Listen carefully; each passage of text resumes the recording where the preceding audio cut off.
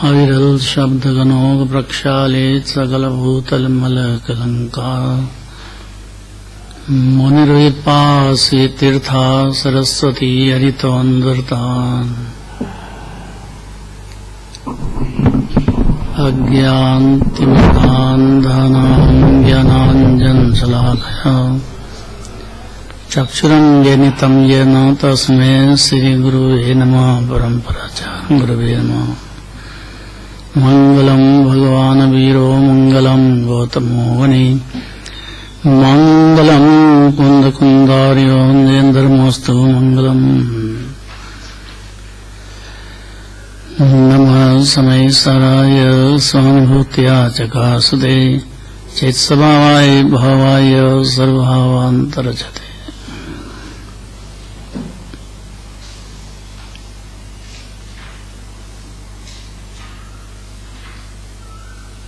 पद्मनंदी आचार्य पद्मनंदी पंचविंशति का अधिकार, उसने 750 नंबर की गाथा है।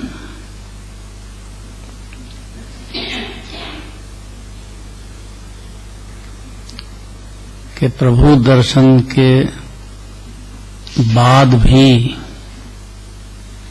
मैंने सम्यक दर्शन हो जाने के बाद भी, मुनि दशा धारण करने के बाद भी आकुलता का होना पूर्वोपार्जित कर्मों का दोष है। ये बहुत सूक्ष्म बात है।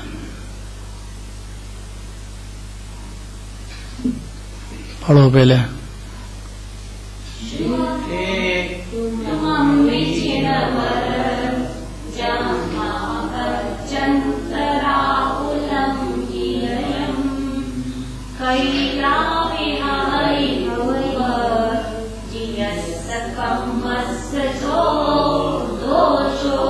प्रभु आपके दर्शन करके भी मन में यदि आकुलता अन्य कार्य की, तो यह मेरे पूर्व कर्म का दोष कहा।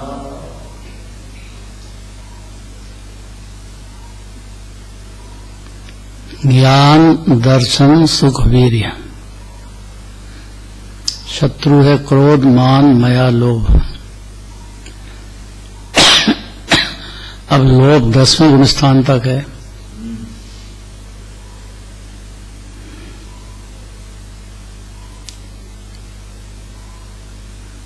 माया और लोभ। माया में राग है और मान में, क्रोध में द्वेष है। ये चारों यदि नहीं है परिणति में, तो 12वां गुणस्थान हो जाता है। तो अपनी जो परिणति है उसमें आचार्य परमात्मा ऐसा कहना चाहते हैं कि सम्यक दर्शन होने के बाद और मुनिराज भावलिंगी संत होने के बाद भी मन में आकुलता होती है। मन मने अपनी परिणति में, भाव मन में। जिसको अपनी परिणति की आकुलता ही नहीं दिखती है, उसको अपना आत्मा निराकुलता का समझो तो कैसे दिखे। जिसको परिणति नहीं दिख रही है अपनी, वो अपना द्रव्य स्वभाव तक तो कैसे देखेगा। यहाँ तो ज्ञानी की बात कर रहे हैं। मुनिराज अपनी बात करते हैं कि मेरे आत्मज्ञान हुआ, आत्मा में स्थिरता भी हुई, मुनि दशा भी प्रकट हो गई, फिर भी मेरे मन में आकुलता हो रही है। मानेगा कोई कि 6ठे गुणस्थान तक की बात है? नहीं, 7वें में भी होती है, 8वें में भी अबुद्धिपूर्वक होती है, 9वें में भी होती है, 10वें में भी होती है।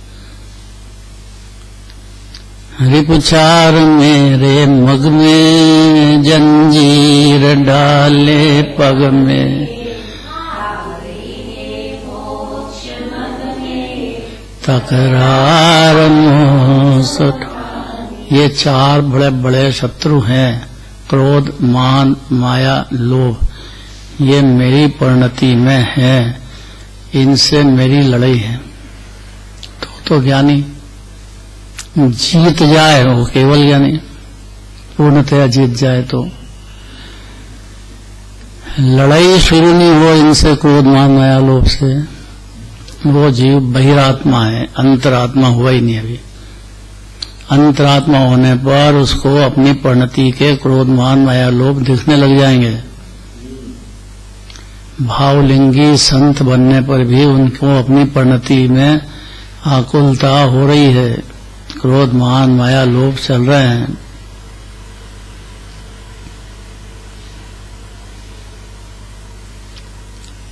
कौन कराता है? पर द्रव्य तो कोई करता धरता है नहीं।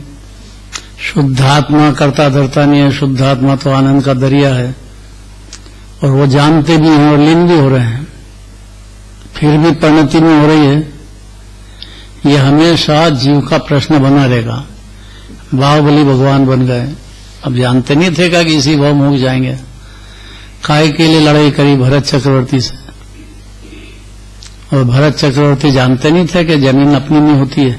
6 खंड जीत के आए तो क्या करे, बाहुबली क्या करें उसके लिए कि अगर इनको जीते नहीं तो चक्र प्रवेश होता नहीं है, तब करें क्या है? मजबूरी है।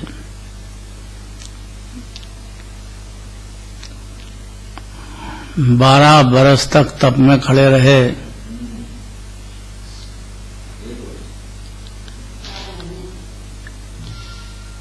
गोमटेश्वर बाहुली बेलें चढ़ गई, लेकिन परिणति में आकुलता खत्म नहीं हुई। कारण क्या है?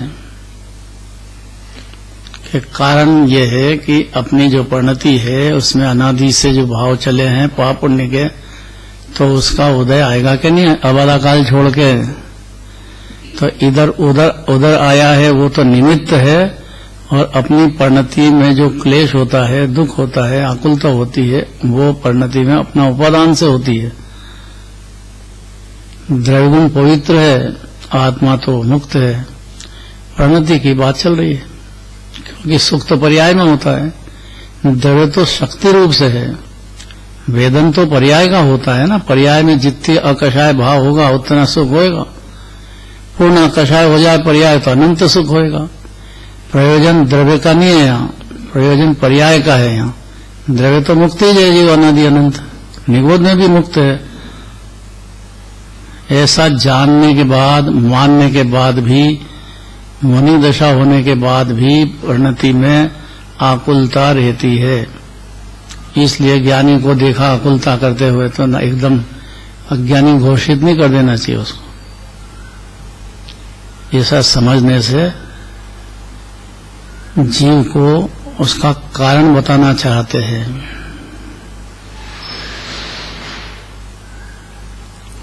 हे जिनेंद्र, आपको देखकर भी मेरा मन कभी कभी दूसरे कार्यों में आकुलित हो जाता है। अब उसका क्या कारण है? कि उसमें कोई दूसरे का दोष नहीं है, उसमें मेरे पूर्वोपार्जित कर्मों का ही दोषी है। तो वो क्यों दोषी हो? तो पुद्गल है तो पुद्गल कर्म। पर भाव कर्म हुए हैं तो द्रव्य कर्म बंधे हैं, तो उसका उदय आता है आबादा काल छोड़ के। तो मेरी परिणति में पूर्व में हुए हैं, ये तो मेरा ही दोष है। अब निमित्त में कर्म बन गए, ये वस्तु स्वरूप है। अब उसका उदय आया तो बंधे है तो उदय आएगा, इसमें उसका क्या दोष है? आकुलता होना ये मेरा दोष है। मेरी परिणति में जो आकुलता होती है, अनंतानुबंधी कषाय की आकुलता तो पहले गुण स्थान में है। पंचम गुण स्थान हो तब 2 कषाय के अभाव रूप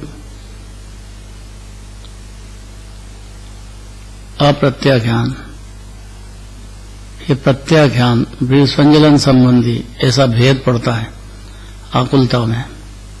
आकुलता तो आकुलता ही है।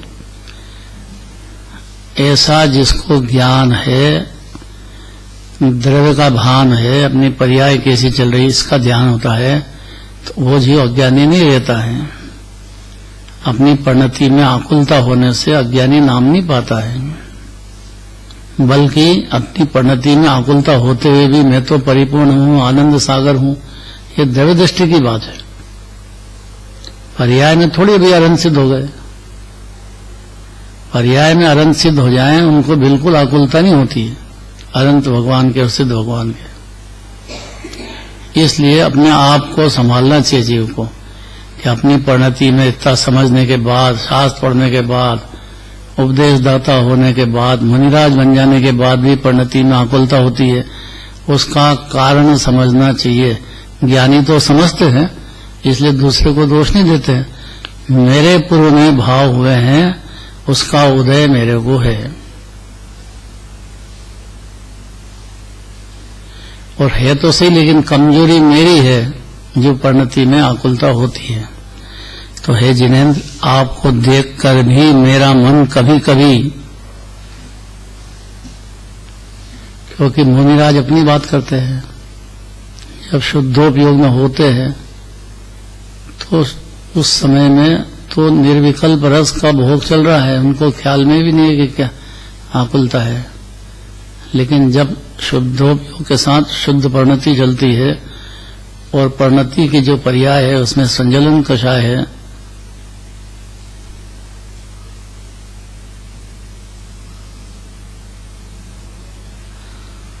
उस जाति का विकल्प होता है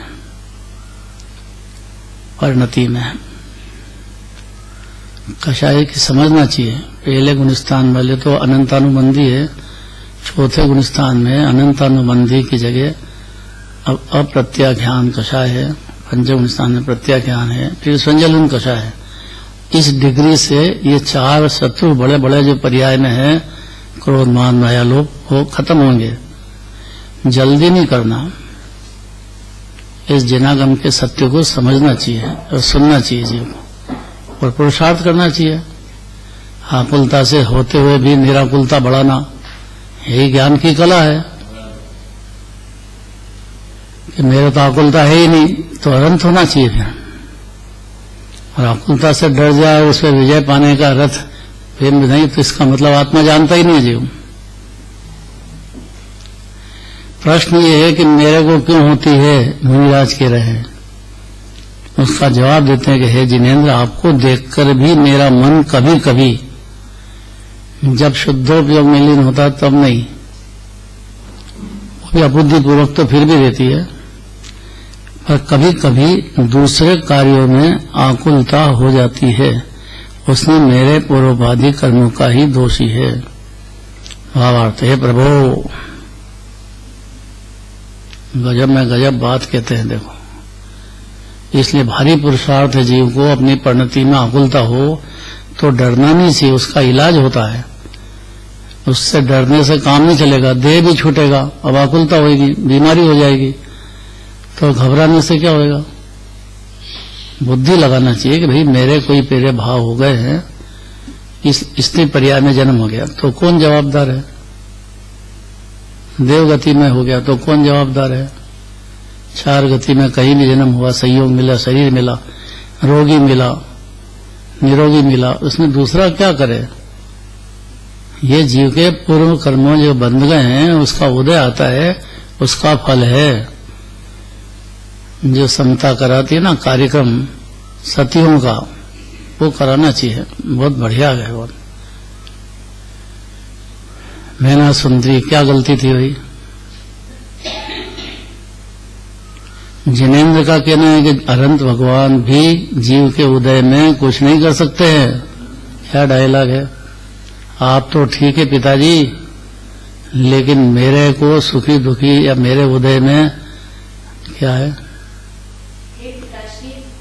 जोर से बोलो। हे पिताश्री, पूर्वोपार्जित कर्मों के फल से ही सुख दुख की प्राप्ति होती है। इसमें इंद्र, नरेंद्र और स्वयं जिनेंद्र भी कुछ करने में समर्थ नहीं क्या बढ़िया बात है। अरे तो मैं तो बहुपाल राजा हूँ, उज्जैनी नगरी का राजा, मेरे सामने क्या कहती है? कौन किसे आधार जगत में, सब अपने आधार, पर को जो आधार मानता वह मूर्ख सरदार। आगे पिताजी पिताजी वह मूर्ख सरदार। पिताजी को मूर्ख सरदार कह रही है और गुस्सा। पिताजी को कहा कि भाई जिनेंद्र भगवान भी मेरा को सुखी दुखी नहीं कर सकते, तो आप कौन हो? पिताश्री मूर्ख सरदार है जो जिनेंद्र भगवान भी नहीं कर सके और मैं तुमको सुखी कर दूंगा। इतनी तो अज्ञान है कि दूसरे को मैं सुखी कर दूं, दूसरे को दुखी कर दूं, किसी का भला कर दूं, किसी का बुरा कर दूं। इसका मतलब एक अक्षर भी जिनवाणी जानता नहीं है जी। जिनराज को भी नहीं मानता है, अपनी धुन में है बस।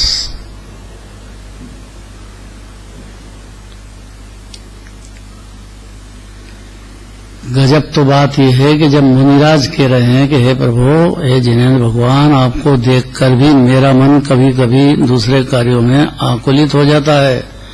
अब मुनिराज के दूसरा कार्य क्या है? असाता का उदय आ जाता है। इधर बाहर में कई तरह की बातें होती है, बहुत सारे शास्त्र भरे पड़े हैं इसके लिए, कैसे कैसे उदय आते हैं। मुनिराज को भी आते हैं। द्रोणगिरी में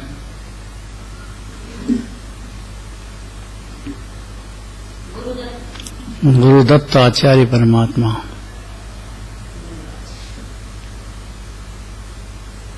आत्म ध्यान में बैठे हैं। इतने में पूर्व भव का कर्म का उदय आया। जब पहले राजा थे तब कोई उनके पास जनता आई कि हमको शेर जो है आकर के घर में, हमारे शहर में, नगर में, गांव में आकर हमको बहुत दुख देता है, आप राजा हो उसकी रक्षा करो।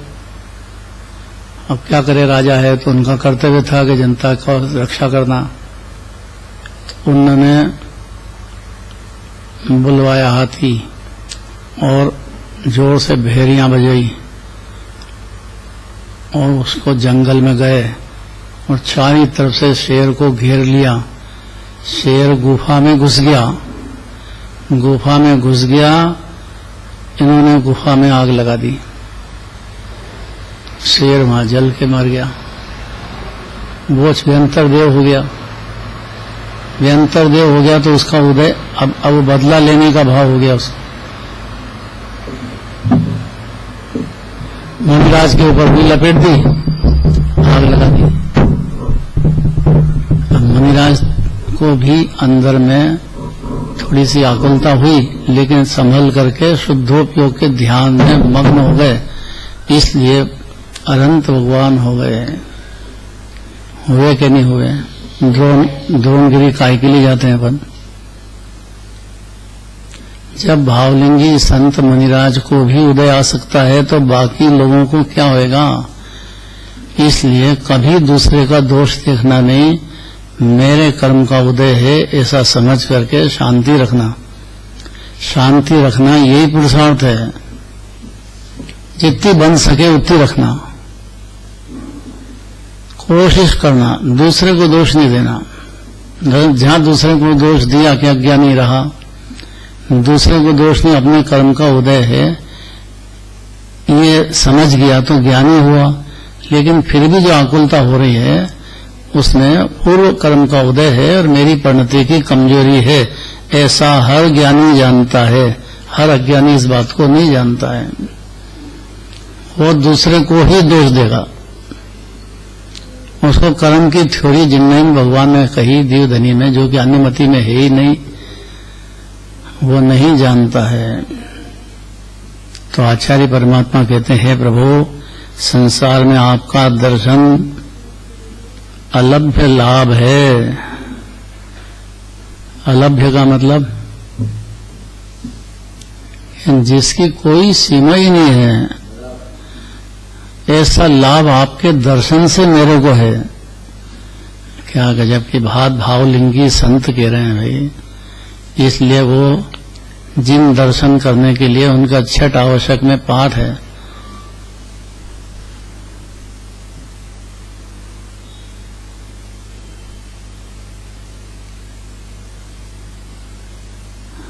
जिन प्रतिमा के दर्शन करे बगैर रहते नहीं मुनिराज।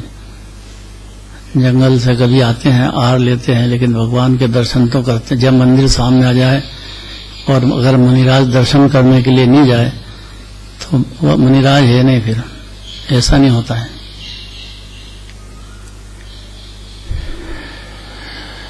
क्यों? क्योंकि भगवान का दर्शन अलभ्य लाभ है, अद्भुत लाभ है उसमें। दर्शन का कहा है? क्योंकि पहले दर्शन होता है, चक्षु दर्शन, अचक्षु दर्शन, अवधि दर्शन, केवल दर्शन। केवल दर्शन तो अरहंत भगवान के हैं। बाकी जो दर्शन होता है उसमें ज्ञान होने के पहले दर्शन होता है। इसलिए भगवान के दर्शन हो या आत्मा का दर्शन हो तो पहले दर्शन से दर्शन होगा, फिर ज्ञान होगा। समय भेद पड़ता है, अरहंत भगवान को नहीं पड़ता है। कोई भी बात करो, भगवान के दर्शन करो, ये जो कहा है, तो ये दर्शन करेगा तो फिर भगवान क्या होते हैं ऐसा ज्ञान भी करेगा। दर्शन ही नहीं करेगा वो ज्ञान कैसे करेगा ये भगवान क्या होते हैं।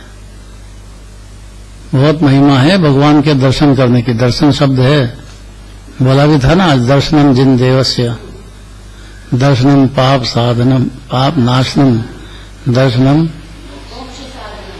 नहीं, एक और है लाइन, दर्शनम स्वर्ग सोपानम, दर्शनम। जितने स्वर्ग में जाते हैं भगवान के दर्शन से, बहुत ऊंचे स्वर्ग में विमानवासी भी हो जाए। मोक्ष का साधन भी भगवान का दर्शन है। दर्शन करेगा वो ज्ञान भी करेगा। ज्ञान करेगा तो उसको अपने दोष दिखेंगे, गुण भी दिखेंगे, आत्मा भी दिखेगा। लेकिन वो दर्शन से जो दोष दिख रहे हैं उसमें दूसरे जीव को का दोष नहीं मानेगा।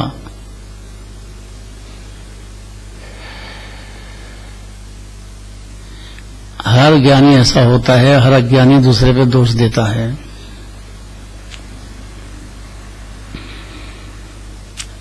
कोरोना हो गया और डॉक्टर नहीं आया इसलिए मर गए, तो कितने कोई डॉक्टर नहीं आया फिर भी जिंदा है। ऐसा क्यों होता है? हर एक उदय है, स्वतंत्र है, आयु कर्म के अनुसार है। तो हे प्रभु, शरीर में, संसार में आपका दर्शन अलभ्य लाभ है, अर्थात मन की एकाग्रता पूर्वक ही ये जरूरी है। बैठे यहाँ और मन घर में घूमता हो विषय कषाय में, तो उसका काम नहीं है। गंभीर हो जाना चाहिए। जिन मंदिर में पैर रखते से ही गंभीरता आनी चाहिए को। बहुत बड़ा काम है जिन मंदिर दर्शन, उसमें बहुत गंभीर होना चाहिए जीव को जिन दर्शन में। क्यों? क्योंकि आपको देखकर भी मेरा मन कभी कभी दूसरे कार्यों में आकुलित हो जाता है। हो गया धन की, मन की एकाग्रता पूर्वक ही ये शब्द दे दिया। नमोकार मंत्र बोलते हैं, लेकिन ईमानदारी से देखो तो उतनी देर में मन कहाँ टिकता है अपना।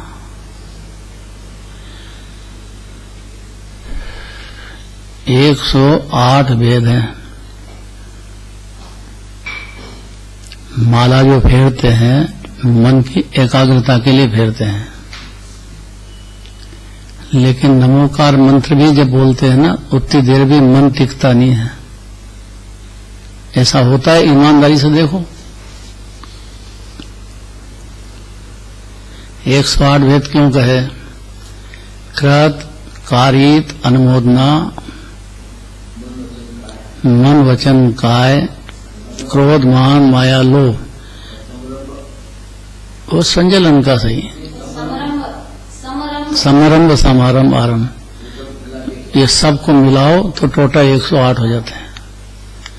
अगर माला फेरते हैं तो एकाग्रता पूर्वक फेरने के लिए कह रहे हैं, क्योंकि मन बाहर भटकता हो और अपन माला फेरते हो तो उससे कोई अर्थ नहीं है, वो तो पुद्गल की क्रिया है। मन भटकता हो तो उसका अर्थ क्या? मान एकाग्रता पूर्वक। यहाँ कहते भगवान आपके दर्शन करते हुए भी मेरा मन कभी कभी दूसरे कार्यों में आकुलित हो जाता है। आपको देखकर भी गजब बात है, उसमें मेरे पूर्वोपार्जित कर्मों का ही दोषी है तो दोष मेरी परिणति का, लेकिन उसमें निमित्त कर्म का उदय है। आपकी तरफ से कोई तकलीफ नहीं है, जिन्हें भी भगवान का उसमें कोई दोष नहीं है। मन की एकाग्रता की कह रहे हैं देखो कि प्रत्येक मनुष्य को आपके दर्शन होते हैं, तथापि हे प्रभु पूर्व भव में मैंने जो अशुभ कर्मों का उपार्जन किया है अभी अब जीव को याद नहीं है। इस जन्म के याद नहीं रहे तो पूर्व जन्म के तो कहां से याद रहेगा? भूल जाता है जीव।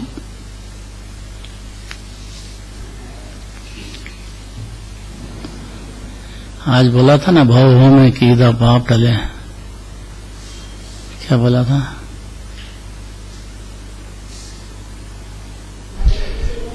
है? हाँ।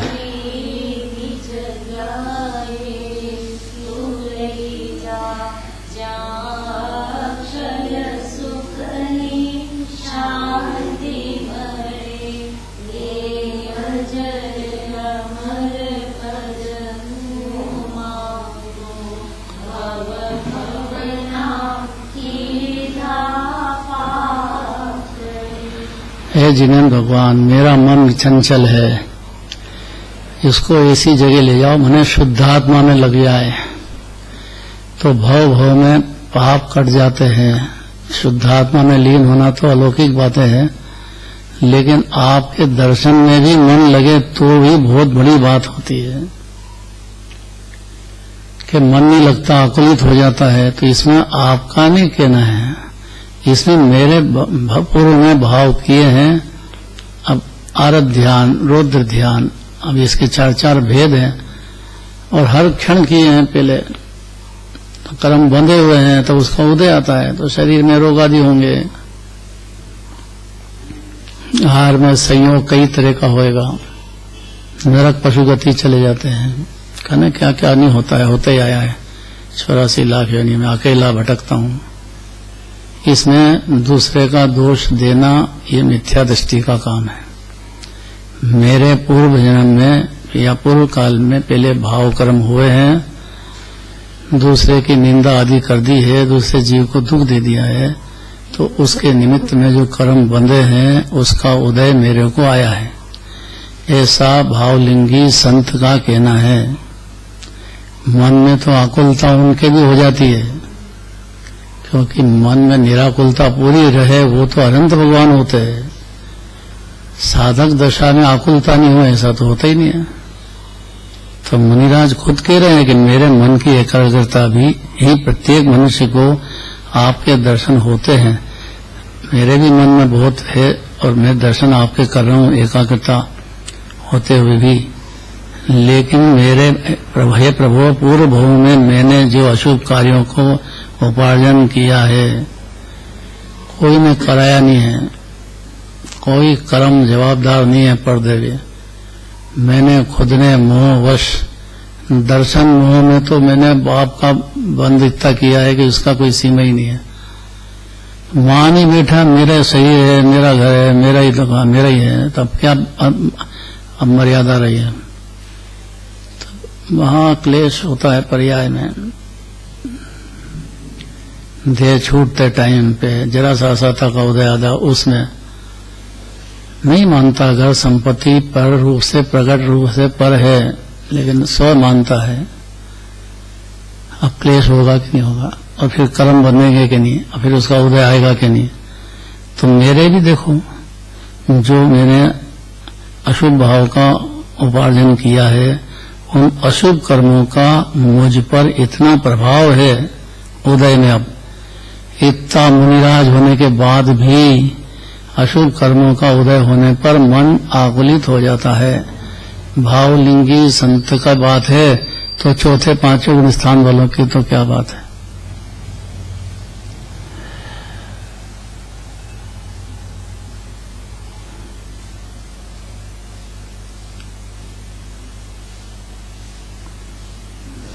लेकिन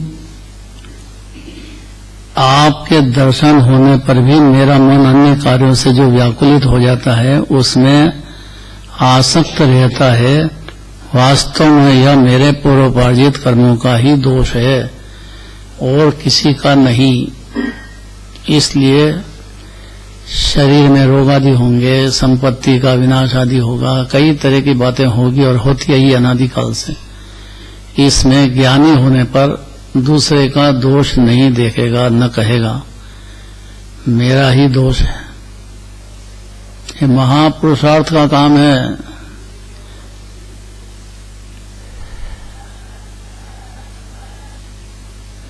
अगली गाथा, प्रभु दर्शन से इस भव में भी नाना प्रकार के सुखों की प्राप्ति होती है, तो दुख की बात कही।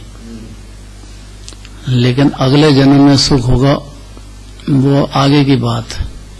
अंतरंग परिणति में अकषाय रस का भोग, सच्चा सुख चौथे गुण स्थान से जीव के शुरू हो जाता है। अपने को अनादि अनंत भिन्न शाश्वत परमात्मा मानते से ही, जानते से ही, अर्थात पर्याय को अपने द्रव्य का भान होते से ही, आत्मा ऐसा है, ऐसा भान होने पर ज्ञानी हो जाता है जो। उसको जिन्हें भगवान की भक्ति बिगड़ रह नहीं सकता है, पूजन बिगड़ रह नहीं सकता है, जिनवाणी सुने बिगड़ रह नहीं सकता है। साधर्मी प्रेम होगा, तीर्थ यात्रा का प्रेम होगा, दानादि में होगा, साधर्मी वात्सल्य होगा, 8 मद नहीं रहेंगे, 25 दोष नहीं रहेंगे, 8 संकादि दोष नहीं रहेंगे। इतने तो सम्यक दर्शन होते से जीव के चालू हो जाता है। फिर जो भगवान के दर्शन का, भक्ति का भाव होता है, अज्ञानी के भी होता है, लेकिन ईमान भक्ति पूर्वक यथार्थ भक्ति अनुमान में ही सही तो भी बहुत पुण्य के तो बन जाता है, उसको उदय भी आता है। तो मैंने जो अशुभ कर्मों का उपार्जन किया है उसमें अशुभ कर्मों का मुझ पर इतना प्रभाव है कि आपके दर्शन होने पर भी मेरा मन अन्य कार्य में व्याकुलित हो जाता है। उसमें आप आसक्त रहता है, आकुलित भी हो जाता है और आसक्त भी रहता है। तो वास्तव में यह तो पूर्वोपार्जित कर्मों का ही दोष है। अगली गाथा,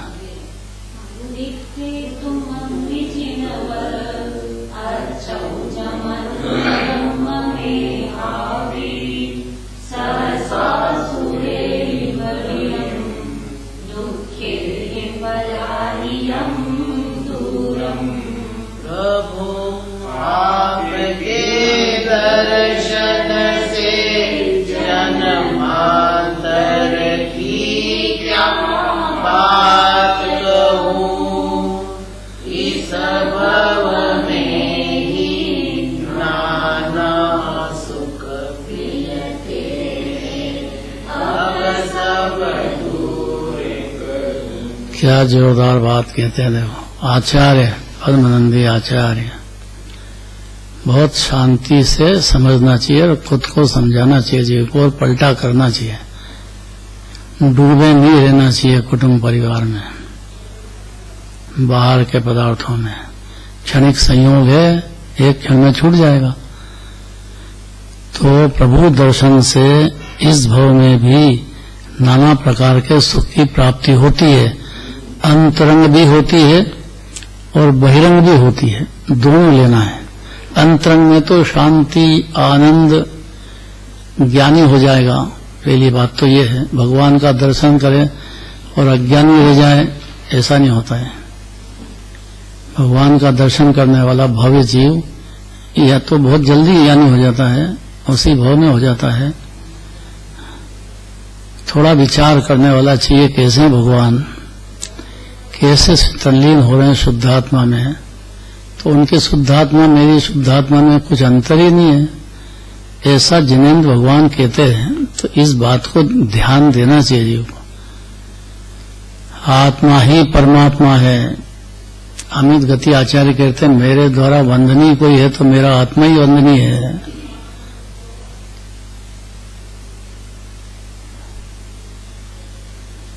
तो हे प्रभु, आपके दर्शन से अन्य जन्मों की बात तो दूर रहो कि अन्य जन्म में क्या हो जाएगा, लेकिन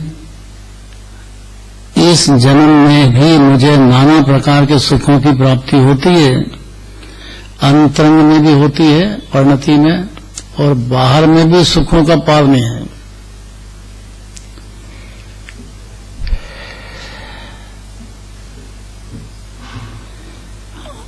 क्यों? क्योंकि मेरे समस्त पाप दूर भाग जाते हैं भगवान के दर्शन करने में। घर से निकल के मंदिर भी आए, ये बहुत बड़ा काम कर लिया जीवन ने।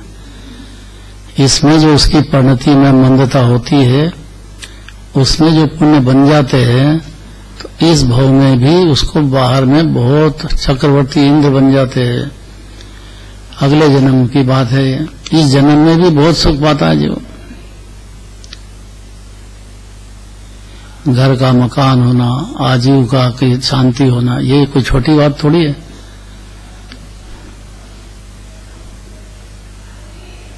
बहुत ताकत है इसमें, क्या करे बेचारा जी। इस भाव में भी देखो, हे जिनेश, आपके दर्शन में इतनी शक्ति है, ये गले उतरना चाहिए बस। दिल से, भाव से अपने लिए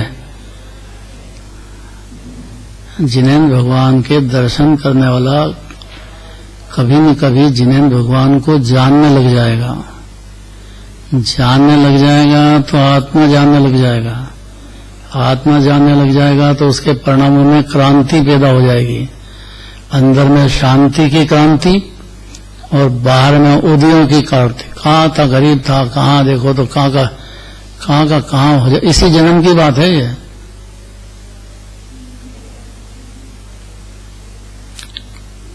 हे जिनेश, आपके दर्शन में इतनी शक्ति है कि जो मनुष्य से बात करे ना, त्रियंच की भाषा तो अनंत भगवान कहते हैं दिव्य ध्वनि में, उससे समझ जाते हैं त्रियंच भी।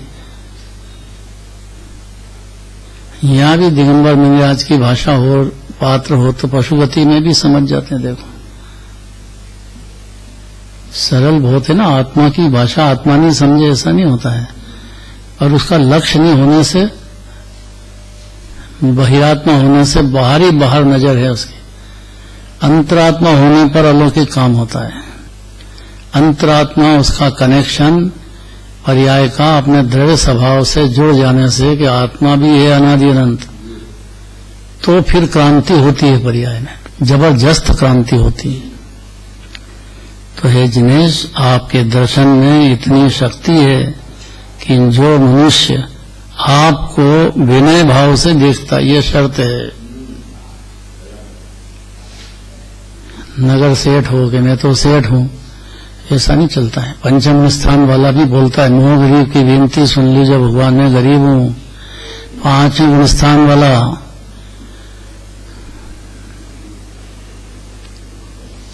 संयोगों की अकड़ बाहर ही रहने दो, कोई वैल्यू नहीं उसकी। गुणों की प्रकटता की बात है, गुणों की प्रकटता का मूल्य है। बात तो यही है डॉक्टर।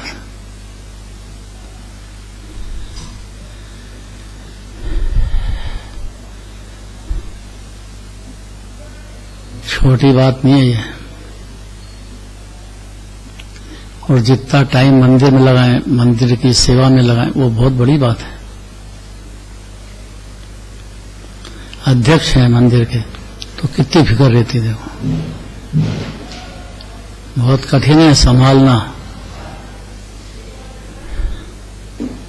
लेकिन और करने के बाद भी आलोचना नहीं होती है कि क्या करा हमारे लिए। अरे भैया तेरे लिए इतना टाइम दिया। या मंदिर का कोई भी कार्य करता हो, थोड़ा सा भी काम करता हो तो बहुत बड़ी बात है, उसको प्रोत्साहन देना चाहिए।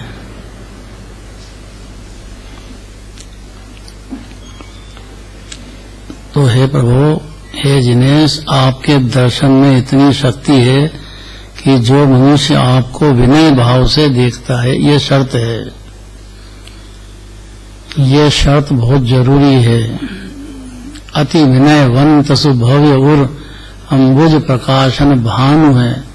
जिन्हें भगवान का दर्शन अत्यंत विनयवंत जीव का मन रूपी कमल जैसे सूर्य उदय होने पर कैसा खिलता है, ऐसा भानु सभी का काम करता है।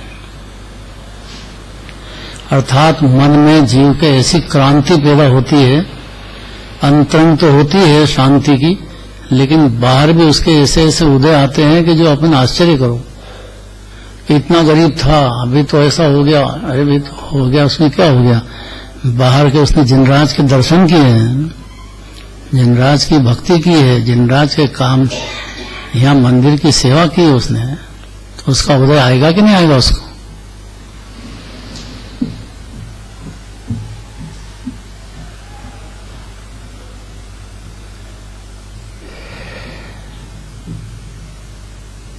ये तो इस जन्म की बात हुई, लेकिन उस मनुष्य के जन्म जन्मांतर के समस्त दुख नष्ट हो जाते हैं कि पहले जन्म में और उसके पहले के जन्मांतर में कैसे ही अशुभ भाव किए होंगे, अज्ञान अंधकार में क्या क्या नहीं करता है। हिंसा, झूठ, चोरी, कुशील, परिग्रह, पांचों पाप खूब चले हैं पर्याय में, उससे कर्म बहुत बंधे हैं।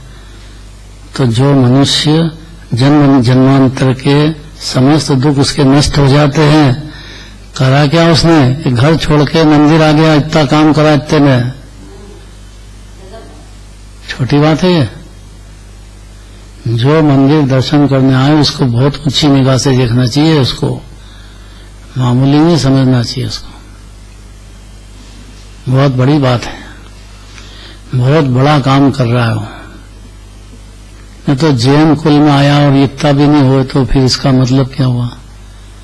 अज्ञान अंधकार में डूबा था बेचारा, कनक कैसे आ गया यहाँ, माँ बाप ने संस्कार दे दिए पहले, तो उसका उसको फायदा हो गया। चेत जाए, माता पिता कहे नहीं भी चेते तो माता पिता का दोष नहीं है, नहीं चेते तो उसका क्या करें। माता पिता का कर्तव्य है कि उसको चलो मंदिर लाना चाहिए, जबरदस्ती संस्कार देना चाहिए उसको, बस वो ग्रहण करे कि नहीं करे वो छोड़ो। तो हे जिनेश, आपके दर्शन में इतनी शक्ति है, कोई बातें हैं ये। आचार्य परमात्मा कह रहे हैं कि जो मनुष्य आपको विनय भाव से देखता है और जैसे जैसे गुणस्थान बढ़ेगा उसकी विनय बढ़ती चली जाएगी। अति विनयवंत सुभव्य और अमृत प्रकाशन भान है। जो एक मुख तो एक है, चारों तरफ से भगवान के दर्शन होते हैं। एक मुख चारित्र भाषत, भगवान को सभा में बीच में बैठते हैं समोषण में, लेकिन दर्शन चारों तरफ से होते हैं, चारों तरफ के जीव बैठे रहते हैं। सुना कि नहीं सुना है? जयमाला में नहीं, मन में आना चाहिए जीव को, भाव में आना चाहिए उसको। तीन लोग के नाथ है भाई। तो जो मनुष्य अत्यंत विनय पूर्वक आपको देखता है, उस मनुष्य के जन्म जन्मांतर के समस्त दुख नष्ट हो जाते हैं। कितने पाप भाव के होंगे पहले, वो भी जन्मांतर इस जन्म के पहले भी बहुत किए होंगे, वो सब प्रथमान योग में आता है, बहुत विस्तार से वर्णन है, वो भी सब नष्ट हो जाते हैं। और आगामी जन्मों में तो नाना प्रकार के उत्तम सुखों की प्राप्ति होती ही है, पूर्व के नष्ट हो जाते हैं और आगे जन्म में उसको कई तरह के सुखों की प्राप्ति होने वाली है। करा क्या उसने? खाली जमीन भगवान के दर्शन किए इतने में। भाव से दर्शन करे तो ज्ञानी हो जाएगा, और भाव नहीं भी लगे हों तो भी दर्शन करने आया तो भी पुण्य तो खूब बनता है। इतना तो समझ जाना चाहिए जीव को। इसलिए प्रमाद नहीं करना चाहिए, विनय भाव से जिन दर्शन के संस्कार बहुत जरूरी है। इसलिए समझदार माँ बाप पहले उसको दर्शन करवाते हैं, तीर्थ ले जाते हैं, बच्चे को संस्कार देते हैं। दर्शन ही विनय के साथ हुआ, और दर्शन में क्या वो ऐसा होना चाहिए, दर्शन कैसे होना चाहिए, कैसे करना चाहिए, वो बताएंगे। अभी बता ही रहे हैं कि अपने पाप पुण्य के भाव हो गए थे, उसके उदय आएंगे, लेकिन कोई परवाह नहीं करना, क्योंकि जिनराज के दर्शन करना है, तीन लोक के नाथ के, तो ये पूर्व जन्मांतर के उदय तो आएंगे, लेकिन उसमें आकुलता कम करना, बचना, इतना तो कर सकेगा ना जी। क्योंकि जिनके ऊपर पिताजी हैं उसके बच्चे को कोई फिक्र नहीं रहती। अब जब तक बाप जिंदा है तब तक बच्चा बेफिक्र है। ऐसे अनंत भगवान के मन में भक्ति है अपने, तो आपको कुछ फिक्र करने की जरूरत नहीं है। मेरे उदय खराब आ जाएगा तो भी फिक्र करने की जरूरत नहीं है, और नहीं आया है तो अगले जन्म में खूब आ जाएगा, फिक्र मत करो। और ये गले कैसे उतरे? आचार्य परमात्मा कह रहे हैं कि इस जन्म के अकेले जन्म पहले कत्ते भाव पहले कोई भाव कर दिया, उसका उदय आज आ सकता है।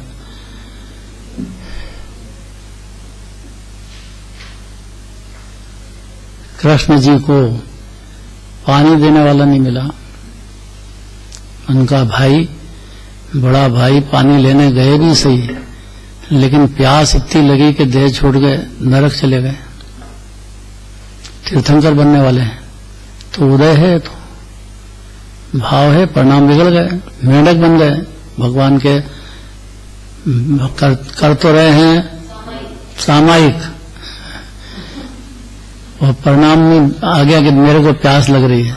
अब प्यास लग रही है तो परिणाम तो बिगड़ ही गए। अब खाली नाटक करने से क्या मतलब रहा? छोड़ दो, पानी ले लो। कि नहीं मैं तो करूंगा, करेगा तो अब देख ले पास पाप परिणाम के अनुसार गति हुई कि नहीं हुई। इसलिए जिद नहीं करना चाहिए। अपने परिणाम बिगड़ने लग जाए तो उसको समझना चाहिए, पहले परिणाम बिगड़ जाए तो बचे क्या फिर। अब कि ये तो स्वच्छंदी हो जाएंगे, तो स्वच्छंदी होने का मार्ग है जैन धर्म में। सही होना चाहिए ना, जीव की आकुलता हो गई तो बचे क्या फिर। आकुलता तो होती है ज्ञानी को भी, उसमें डूबना नहीं चाहिए, उसके साथ लड़ाई करना है। और वो जो आकुलता हो रही है उसमें हिम्मत रखना है। और करें क्या कि जिन दर्शन करना है, जिन भक्ति करना है, यही काम है जिनवाणी सुनना। ये छोटा काम है ये तो है प्रभु, इसकी इतनी शक्ति है कि जन्म जन्मांतर के समस्त दुख नष्ट हो जाते हैं जीव को। कैसे गले उतरे ये, कभी भगवान का भरोसा नहीं किया जिन भक्त दर्शन का जीवन है। और बेमन से आया, बेमन से चला, मान पोषण करता रहा, यहाँ आकर के भी एक लक्ष्य नहीं दिया। क्या कह रहे जिनवाणी, भगवान क्या होते हैं। भगवान की सच्ची भक्ति ज्ञानी के होती है, अज्ञानी के तो होती नहीं है। लेकिन फिर भी जो भक्ति होती है उसमें भी उसको जन्मांतर के जो कितने भाव हुए हैं, निधत और निकांचित, ये ऐसे कर्म होते हैं कि जो जिन दर्शन से ही टूटते हैं, और कोई ताकत नहीं उसको निर्जय होने की। अपरंपार शक्ति है जिन दर्शन की, महिमा शास्त्रों में बहुत गई है। तो इस भव के तो ठीक जन्मांतर के समस्त दुख नष्ट हो जाते हैं, तथा आगामी जन्मों में भी। अब ये गले उतरना बहुत कि मैं तो मर जाऊंगा, अरे मरता ही नहीं है जीव, ये देह छूटा गया अगला जन्म, मरने का क्या काम है यहाँ। इतना समझ जाए तो अज्ञानी रहता नहीं है। तो इस जन्म ही जन्म की सोचता है। थोड़ा सा भी बुद्धि में आया कि अगला जन्म भी होता है भाई, अनिमिति भी मानते हैं अगला जन्म तो, लेकिन वो उनके देव को मानते हैं, तो उससे क्या हो? जिन्हें भगवान के जो दर्शन करते हैं, भक्ति करते हैं, उनको जन्मांतर में भी नाना प्रकार के सुखों की प्राप्ति होती है। नाना प्रकार के सुख क्या होते हैं कि वैमानिक देव में जाएगा, स्वर्ग में जाएगा, उसको संगति मिलेगी, अष्टानिका मनाएगा,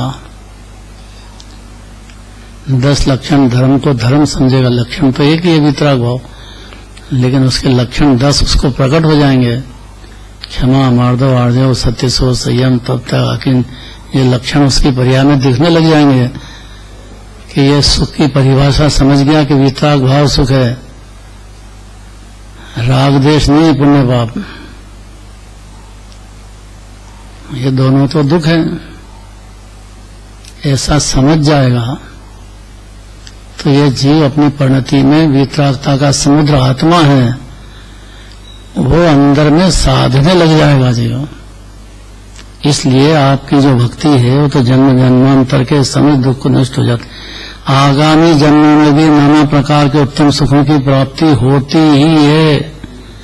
गारंटी देते हैं जीव को, निर्भय हो जाओ, आपने भगवान के दर्शन किए हैं, भक्ति की है, अब आप देह छोड़ते थे अपने परिणाम खराब मत करो कि मैं कहाँ चला जाऊंगा। आप अच्छी गति में जाओगे, आपको कोई तकलीफ नहीं होगी, आप भरोसा तो करो, शांति तो रखो, शांति से देह छोड़ो, इसका नाम समाधि मरण है।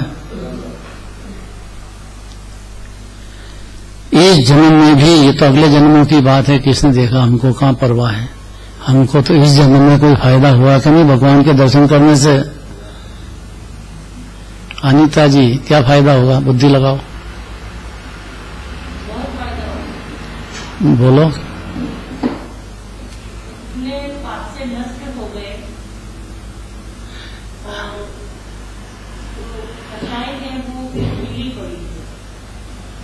भगवान के दर्शन करने से अपूर्व शांति मिली और अपने स्वरूप का भान हुआ कि जैसे भगवान है। अरे तो बहुत बड़ी बात करते हो, स्वरूप का भान हो जाए, वो तो ज्ञानी हो गया। अज्ञानी हो लेकिन कुछ भी नहीं समझता, तो क्या फायदा है?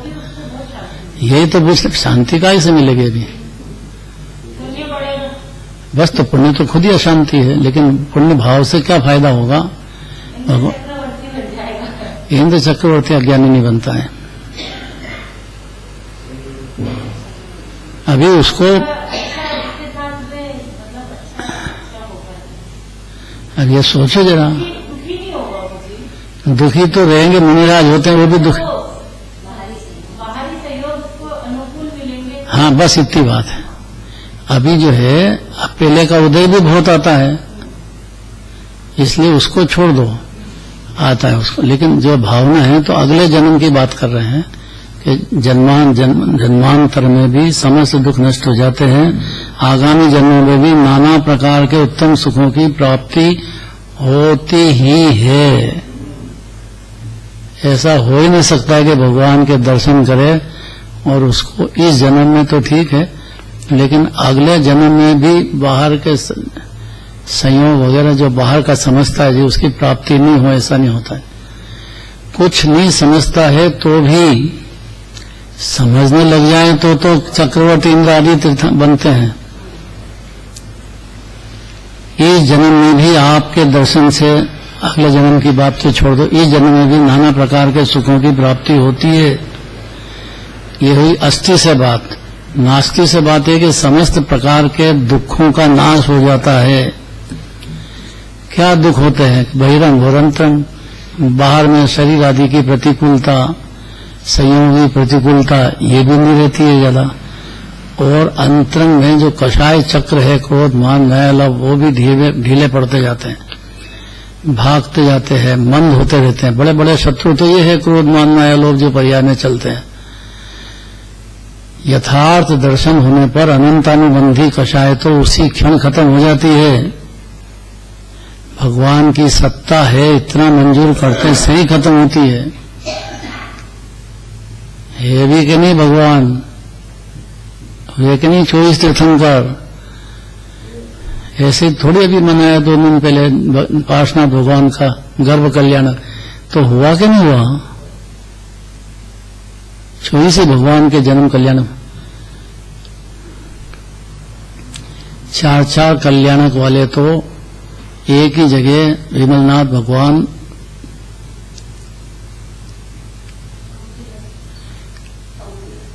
कंपिल जी ने हुआ है, और कुंथुनाथ भगवान, हरनाथ भगवान, शांतिनाथ भगवान, चारों का 4 कल्याणक हस्तिनापुर में हुए। आज अपन याद करते हैं।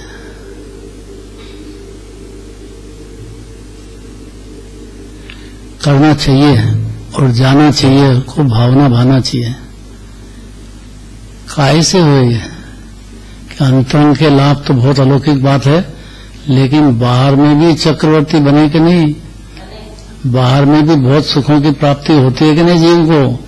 क्योंकि बहिरात्मा तो बाहर के सुख समझता है, तो उसको अंतर की तो कुछ पता नहीं, जानता नहीं निर्विकल्प रस क्या होता है। तो बाहर से देखता है तो उसको बाहर के सुखों की प्राप्ति होगी कि नहीं होगी? तो आचार्य परमात्मा गारंटी देते हैं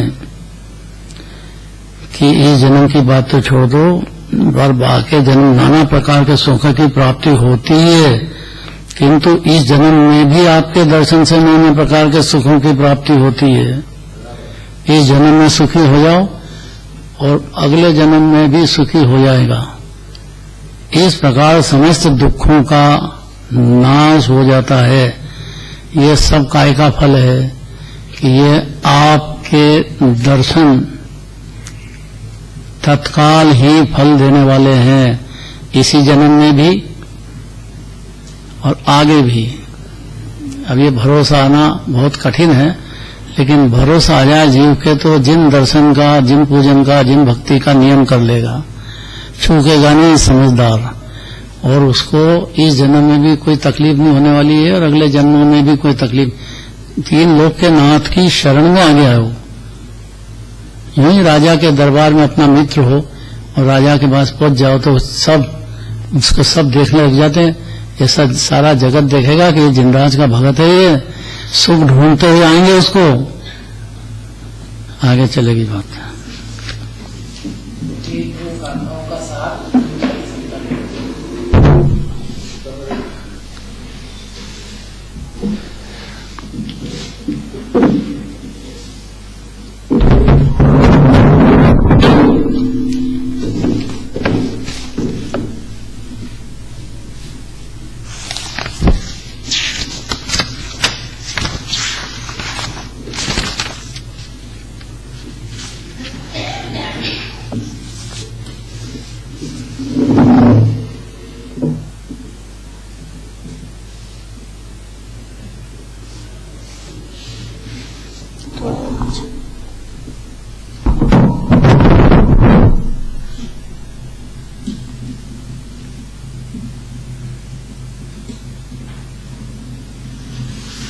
आदरणीय दादाश्री, उपस्थित सभी जीवराजों, गजब में गजब बात आज हमने सुनी। 750 और 751 चंद में, जिसमें बताया कि प्रभु दर्शन के बाद भी आकुलता का होना पूर्वोपार्जित कर्मों का दोष है। सम्यक दर्शन और चारित्र अर्थात मुनि दशा के बाद भी मन में आकुलता होती है। अगर वह आकुलता दिखाई नहीं दे, मतलब परिणति ही नहीं दिखाई दे, तो द्रव्य स्वभाव तो उस जीव को कैसे दिखाई देगा? क्रोधादि 4 शत्रु हैं, जिनसे यदि लड़ाई शुरू ही नहीं हुई तो वह तो बहिरात्मा मिथ्या दृष्टि है, और उनसे लड़ाई शुरू हो गई तो सम्यक दृष्टि है। वेदन पर्याय का होता है, जितना अकषाय भाव पर्याय में है उतना सुख है, क्योंकि प्रयोजन तो पर्याय का है, द्रव्य तो मुक्त ही विराजमान है। अतः पर्याय में शांति कैसे हो, ये प्रयोजन है। भाव कर्म से द्रव्य कर्म बंधते हैं और अबाधा काल के बाद उनका जब उदय आता है तो इसमें किसी अन्य का दोष नहीं है। जो आकुलता होती है वो हमारा ही दोष है। इस आकुलता में अनंतानुबंधी, अप्रत्याख्यान, प्रत्याख्यान और संज्वलन ये भेद पड़ता है। और अरहंत और सिद्ध भगवान ही ऐसे देव हैं जिनको किंचित भी आकुलता नहीं होती है। ज्ञानी को जब आकुलता होती है तो वो समझते हैं कि ये मेरे पूर्व में जो भाव हो गए हैं उसका ही उदय है, अन्य किसी का भी दोष नहीं है। अतः बहुत ही सार में ये बात बताई कि हमें जल्दी नहीं करना चाहिए, आकुलता होते हुए भी निराकुलता को बढ़ाना, यही तो वास्तव में पुरुषार्थ है। बिल्कुल भी डरना नहीं चाहिए, इलाज करना चाहिए, बुद्धि को लगाना चाहिए, और दूसरा कोई इसमें क्या करेगा, ये तो हमें ही करना चाहिए। जैसे बने वैसे आकुलता को कम करते जाना चाहिए। मीना सुंदरी का उदाहरण दिया गया था कि दूसरों को मैं दुखी करूं, सुखी करूं, भला कर दूं, किसी का मैं बुरा कर दूं, ऐसी यदि मान्यता हो तो वह जीव जिनराज को मानता ही नहीं है, एक अक्षर भी जिनागम का समझता नहीं है, वो तो सिर्फ अपनी अनादि की जो धुन चल रही है उसी में लगा हुआ है। दूसरा उदाहरण दिया था गुरुदत्त मुनिराज का, जो कि द्रोणगिरि से मोक्ष पधारे हैं, कि भाई मुनिराजों को भी जब ऐसे पूर्वबद्ध कर्मों के उदय आ सकते हैं तो दूसरे जीवों को तो आ ही सकते हैं। अतः मेरे कर्म का उदय है तो हमें शांति रखना चाहिए। कैसे रखें कि जितनी बन सके उतनी शांति रखना चाहिए। दूसरों को यदि दोष दे दिया तो ये हमारी अज्ञानता होगी।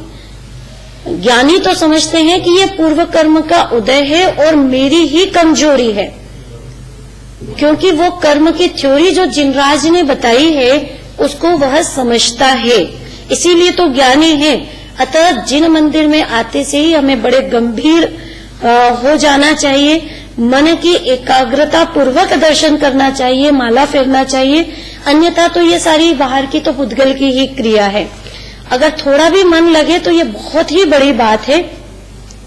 क्यों उदय आते हैं?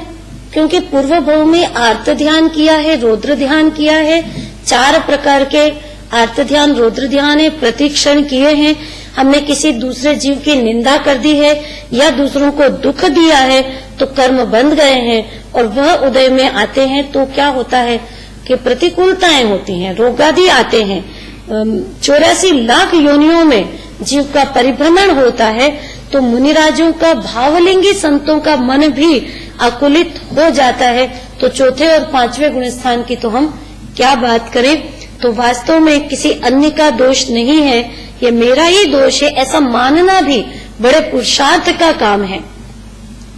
ज्ञानी होता है उसको तो दर्शन पूजन प्रभु के करने का भाव होता ही है, साथ ही साधर्मी वात्सल्य होता है, दानादि का भाव होता है, 25 ही दोष नष्ट हो जाते हैं। ऐसे अद्भुत गुण सम्यक दर्शन होते ही प्रकट होते चले जाते हैं। और यदि मिथ्या दृष्टि भी हो और घर से निकल करके वो मंदिर में आ जाए तो भी बहुत ही बड़ी बात है, उसको पुण्य का बंधन तो होता ही होता है और उसका भी कषाय चक्र ढीला होने लगता है। अतः यहाँ पर शिक्षा दी गई कि हमें शांति से स्वयं को समझना चाहिए और अंदर ही अंदर पलट जाना चाहिए, क्षणिक संयोगों में डूबना नहीं चाहिए और दिन से भाव से अपने लिए दर्शनादि करना चाहिए।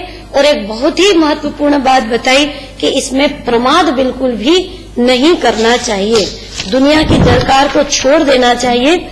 और जो भी जीव दर्शन करने भी आ गया है तो वो बहुत ही ऊंची बात है और उसे हमें ऊंची निगाहों से देखना चाहिए।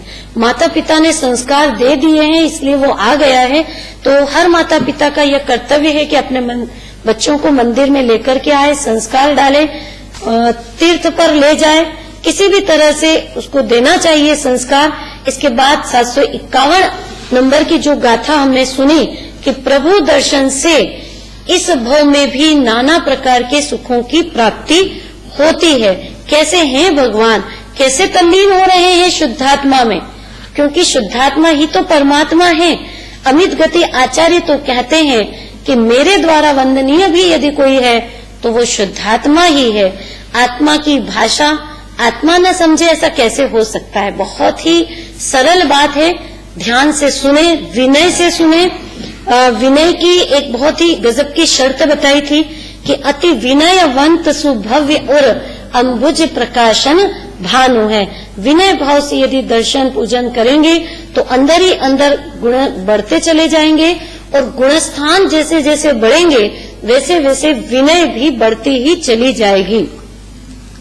तो भगवान का दर्शन करने से, जिन मंदिर की सेवा करने से, और अंदर में आनंद का धाम, जन्म धाम आत्मा है ऐसा समझने से अंदर में शांति की क्रांति होती है, और बाहर में आश्चर्यकारी उदयों की क्रांति होती है। क्या गजब की बात है कि जन्म जन्मांतर के समस्त दुख उसके नष्ट हो जाते हैं, और आगामी जन्मों में भी नाना प्रकार के सुखों की प्राप्ति होती है। जैसे वैमानिक देवों में जन्म होता है, सत्संगति मिलती है, और 10 लक्षण जो धर्म के हैं वो उसकी परिणति में प्रकट हो जाते हैं।